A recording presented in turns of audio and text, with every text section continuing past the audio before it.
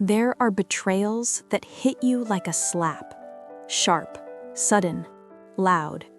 And then there are betrayals that arrive quietly, wrapped in politeness, hidden behind smiles, delivered by the very people you once stayed alive for. Those are the ones that don't leave bruises, they leave emptiness. I was 70 years old when I found out my children had gotten married, not from an invitation, not from a phone call, not even from a courtesy message.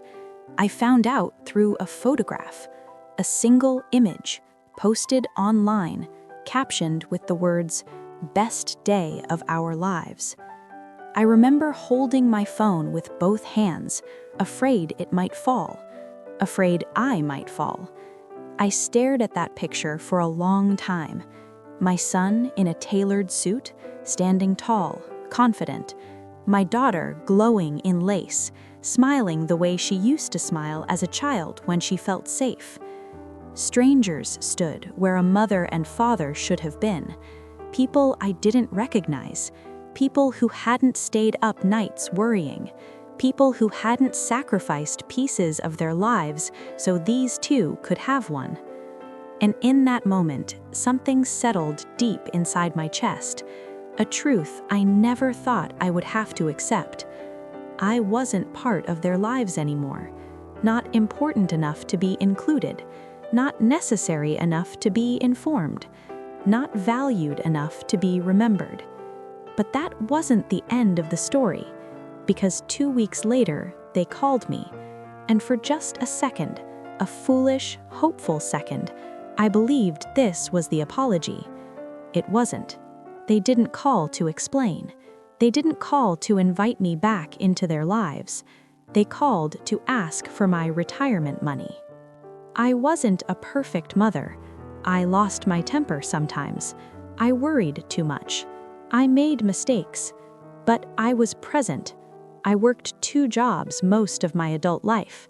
I packed lunches before the sun came up and came home after it went down. I wore the same coats year after year so my children could have new ones. I missed vacations. I missed comfort. I missed rest, so they wouldn't have to. When their father left, I stayed. I remember standing in the kitchen after he walked out, staring at the sink, wondering how I was going to do it alone. And then I did it anyway. When the bills piled up, I figured it out. When fear crept in at night, I swallowed it. When they needed braces, tuition, help with rent, help with life, I never once said no. I emptied savings accounts. I delayed my own retirement. I told myself over and over, this is what parents do. And for decades, I believed love was measured by how much of yourself you were willing to give away. The distance didn't happen overnight. It crept in slowly, quietly. Phone calls got shorter. Voices felt distracted. Holidays became complicated. I'll let you know. We're busy this year. Next time. Excuses that sounded reasonable but felt hollow. I noticed I was always the one calling first, always the one asking questions, always the one apologizing, even when I didn't know what I had done wrong. Then the calls stopped. Days turned into weeks. Weeks turned into months. I told myself they were busy.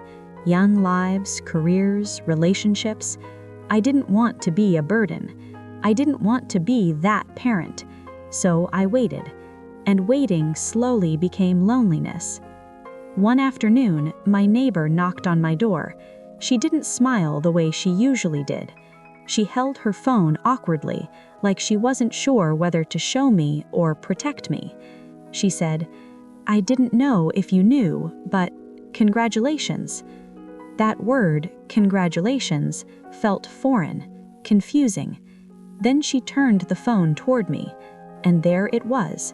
My children, their wedding, their happiness, a full room, a full guest list, laughter frozen in time. Everyone was there, except me. I thanked her, closed the door, and sat on the edge of my bed for hours. No tears at first, just a tightness in my chest, a pressure behind my eyes that refused to fall. I replayed every memory: birthday cakes made late at night, hands held through fevers, prayers whispered when money was tight, and I kept asking myself one question: what did I do that made me this easy to erase? 2 weeks later, my phone rang. I recognized the number immediately. My heart jumped, even though it shouldn't have. Hope is stubborn like that. I answered with a voice that tried to be calm. "Hello?" There was no apology, no acknowledgement of the wedding, no discomfort. My son spoke like he was negotiating a contract. "Mom, we need to talk about your retirement fund." At first, I didn't understand. Then he explained. They wanted help buying a house, starting their future. "Just a loan," they said. "Family helps family." I waited. Surely this was the moment they'd explain the wedding. Surely this was where the guilt would surface. It never did. Something inside me went quiet. Not angry, not dramatic, just still. For the first time in my life, I asked a question I never allowed myself to ask. What about me? I asked them why I wasn't invited. There was silence. Then excuses. Then irritation. Then blame. "You're sensitive. You would have made it stressful. You wouldn't have approved." I listened. And then I said something that surprised even me. "I won't be giving you my retirement money." The warmth vanished instantly. Voices hardened. Patience disappeared. They called me selfish, cold, manipulative. After everything I'd done, after everything I had given, they told me I was choosing money over family. But for the first time in my life, I saw the truth clearly. They weren't angry about the money. They were angry because I had finally stopped disappearing for them. They stopped calling again. This time, I didn't chase. I grieved, not just the wedding, but the version of motherhood I believed for decades. I went to therapy. I reached out to friends I had neglected while pouring everything into my children. And I learned something painful but freeing. Love that requires your erasure is not love. I didn't waste it. I protected myself. I downsized. I traveled, quietly, carefully, joyfully. I took classes I had postponed my entire life. I laughed again, and slowly, I stopped feeling guilty for surviving. Months later, a message appeared. Not an apology, a complaint. Life was expensive. Marriage was hard. They were struggling. I read it slowly. Then I replied. "I love you," I wrote, "but I won't disappear for you anymore." Sometimes the hardest lesson of parenthood is this: you can give everything and still be taken for granted, but choosing yourself does not make you cruel. It makes you human. And if my children ever truly want me back in their lives, it will be as their mother, not their bank account.